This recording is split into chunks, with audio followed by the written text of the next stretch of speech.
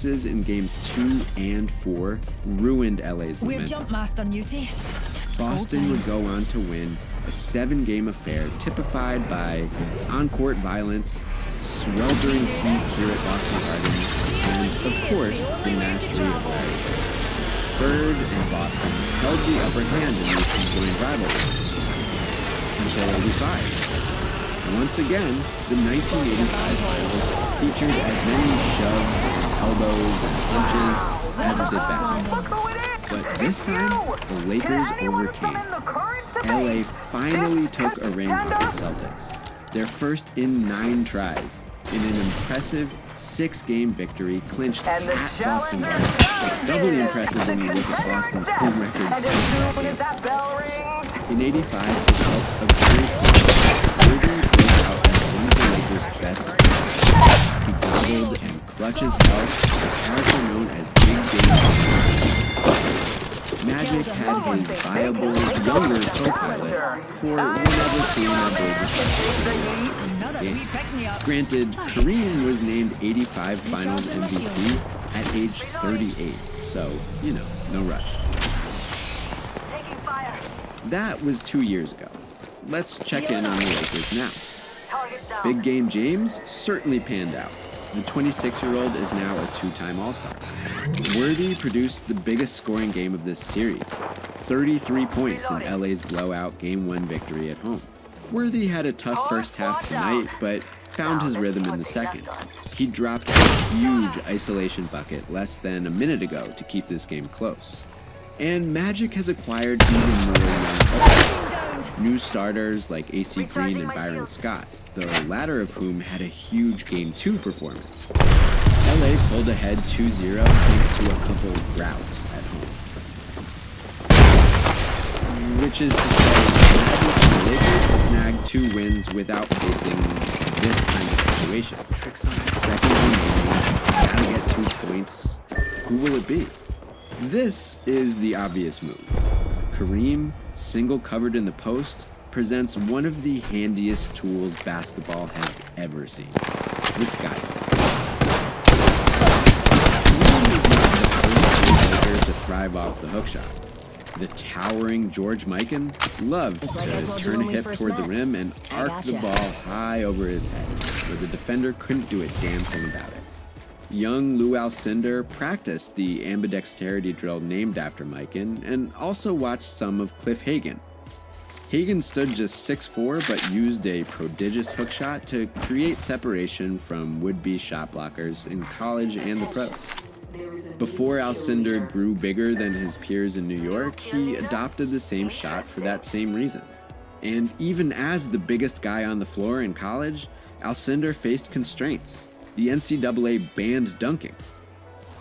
His hook, released from so high that its trajectory almost approximated a dunk, was the next best thing.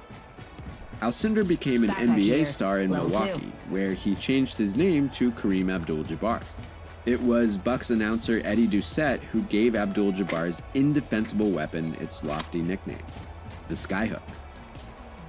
A decade into his career and now a Laker, Kareem got an excellent new point guard, Magic Johnson, and Magic fucking loved the Skyhook. Magic's first career game ended with Kareem burying a deep Skyhook buzzer beater.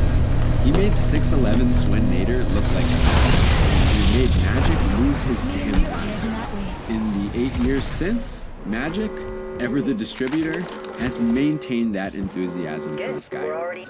He's delighted to bring the ball up, raise a fist to signal post up, then simply dump the ball inside and let the tall guy do his thing. Magic is still very much a point guard, but he has also inherited a chunk of Kareem's finishing burden, not just for a game here and there, but continuously for this whole season. He's even got a decent hook of his own. Magic has received fame and acclaim for a while, but this season is the one the NBA's top assist guy also became one of its foremost scorers. A couple weeks ago, Magic won league MVP, breaking the multi-year streak of his foremost rival. On one hand, it's totally reasonable that a center in his 18th season would ease off the gas a bit and let his younger co-star take the reins. On the other hand, Kareem still got it when he needs it. He had vintage scoring performances in each prior series win. The West got wrecked by a dude who just turned 40. On the original hand, Kareem needed it tonight and hasn't always got it. It was kinda rough in the first quarter watching such a deadly weapon go clank, clank, clank on the first 3 attempts. Kareem just surrendering the ball to little Jerry Seasting, or actually airballing a Skyhook, that was not fun. That helped the Celtics get out in transition and stem the tide of a double-digit Laker comeback. Down 7 with just a couple minutes left, the Lakers desperately needed a bucket, and Kareem just kind of lumbered into a travel. But Magic trusts his vet. Magic brought the ball up with a chance to pull ahead in the final minute. LA hadn't led since the opening minutes. He called for Michael Cooper, who had just hit a huge 3, to post up on the strong side. Then a Cooper screen released Kareem to dunk home a perfect lob. Of course, on the next possession, just moments ago, Kareem drew a foul and missed the second free throw that would have tied the game. I have no idea what Magic thinks about these recent events. This post-up right here is the traditional first option, Kareem in perfect position for his signature Skyhook. But this guy is 40 years old, 5 of 17 from the field, and literally just missed in the clutch. Magic has been excellent from the field. He's LA's leading scorer tonight. Moreover, if we rewind to the inbound, we'll see that Magic already created a switch for himself by setting a screen for Worthy. Magic Johnson is the league's most amazing passer, and it helps to have an all-time rusher as a target, Kareem and Skyhook. But with more of a scoring role this season and a favorable mismatch, might Magic take this himself? Let's see. Welcome to a moment in history.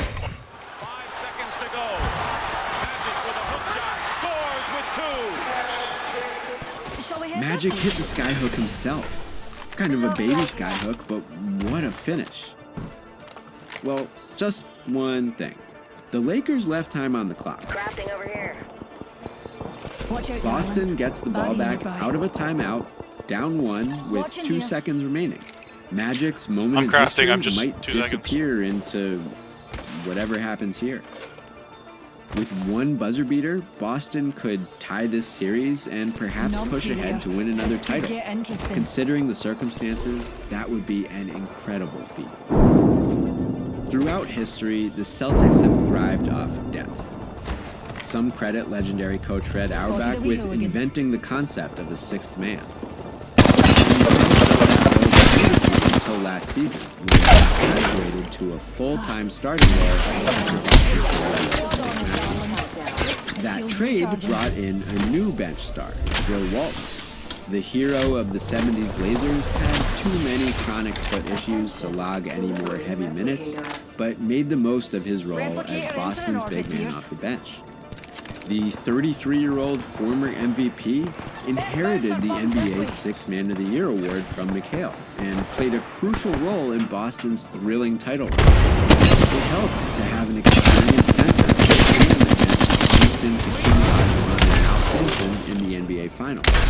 And after winning it all last year, the Celtics had an incredible opportunity to thanks to the NBA champions scored a 92 hit in the 86th draft. They used it to select perhaps the best scorer on the roster, the electrifying man bias of Maryland. As Worthy, AC Green, and Byron Scott worked Magic, the younger star, the new co-leader for a future after some of these vets moved along. But mere days after Bias became a Celtic, came a shocking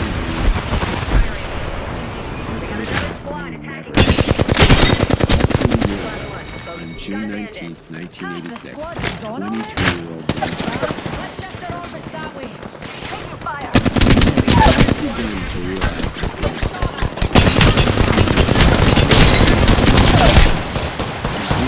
so ready for this. Johnny Bird, grouchy veteran practice, planned to attend rookie camp. That's how thrilled he was to mentor the next generation. I'm down. Bird called Bias's death the coolest thing he's ever done. Too shocking for words. That shock, the pall of a teammate lost before they could enjoy his company, has hung over this whole Celtics season. And it was a slog for the defending champs to reach these finals. Two important reserve vets, Walton and forward Scott Wedman, have been injured basically all year. With that depleted bench and scarcely any influx of young talent, nearly all the Boston starters have averaged career-high minutes. Their collective exhaustion only compounded in the grinding 7-game battles. That last series claimed the ankles of both Parrish and McHale. Danny Ainge's knee is missing. All have performed with outstanding with the important exception of this club rebound just moments ago. That set up Magic's game. Oh, the ring is did closing? step up this week. Parrish's foul trouble in Game 3 mobilized bench big Greg Kite, who damn near held his own. The crowd loved him tight as a hero. Just listen to the reaction when he checked. Sparked a little fight by wrecking Worthy in midair.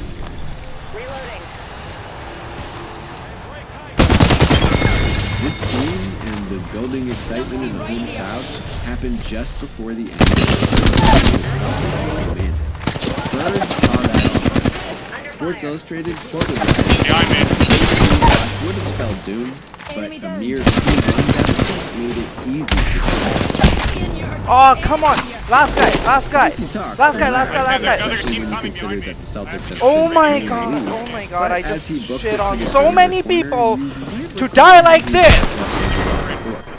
This is the player who walked into the locker Do you room even know before what the did I first just ever do? All-Star three-point contest last season, asked the assembled shooters who was Oh going to come my in second, God! with a bit more swearing than this coach, and then won it convincingly. He repeated that title this season. This man They're has all the low. utmost Just shoot them. confidence. Just 7 of 18 this evening, it was only moments ago that a once slumping Bird broke free from Just Worthy's jersey grip to drill the three. Bro, I should have just healed. And now it looks like What a Larry fucking Walsh dumbass! erased Oh Magic's my fate God! right out of history. Fuck off. I should have just went for the banners. I don't know if there was a team coming behind me. Oh my god! Oh my god! I didn't see that fucking octane. Anyways, GG. Fuck you, GG's. Fuck you.